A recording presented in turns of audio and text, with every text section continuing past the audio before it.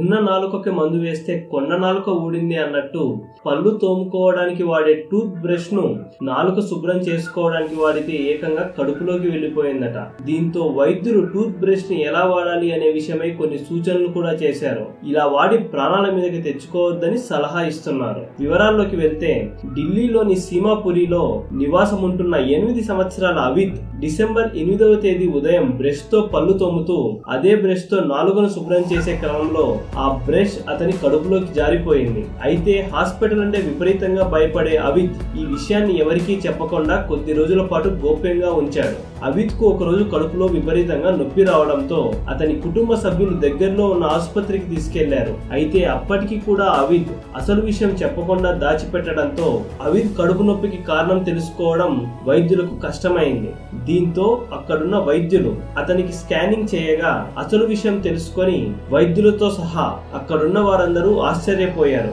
అవిద్ కడుపులో tooth brush ఉంది అనే విషయం అప్పటికి కానీ వైద్యులకు అర్థం కాలేదు. అప్పటికే భయంతో ఉన్న అవిద్ ను డాక్టర్ నెమ్మదిగా అడగగా అసలు విషయం బయట పెట్టాడు. టూత్ బ్రష్ తన కడుపులోకి ఎలా వెళ్ళిందో చెప్పాడు. ఆ ఆసుపత్రిలో ఆ బ్రష్ ను బయటకు తీయడానికి సరైన సదుపాయాలు లేకపోవడంతో ఢిల్లీలోని ఎయిమ్స్ హాస్పిటల్ కి అవిద్ ను తరలించారు. అక్కడి డాక్టర్లు అవిద్ పొత్తి కడుపు పైభాగంలో చిక్కుకున్న టూత్ బ్రష్ ని ఎండోస్కోపీ చికిత్స ద్వారా బయటకు తీశారు.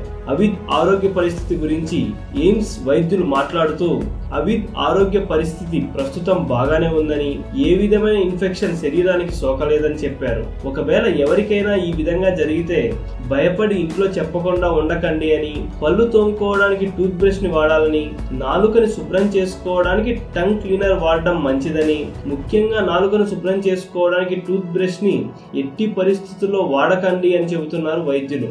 విన్నారు కదా ఢిల్లీలో ఏం జరిగిందో. కాబట్టి ముఖ్యంగా చిన్నపిల్లలు బ్రష్ చేసుకునేటప్పుడు ఇలాంటి జాగ్రత్తలు, కొన్ని సలహాలు, సూచనలు ఇవ్వడం మాత్రం మర్చిపోకండి. ఈ వీడియో కనుక మీకు నచ్చినట్లయితే లైక్, షేర్, కమెంట్ చేయండి. మరిన్ని ఆసక్తికర అంశాల కోసం మా ఛానల్ని సబ్స్క్రైబ్ చేసుకోండి.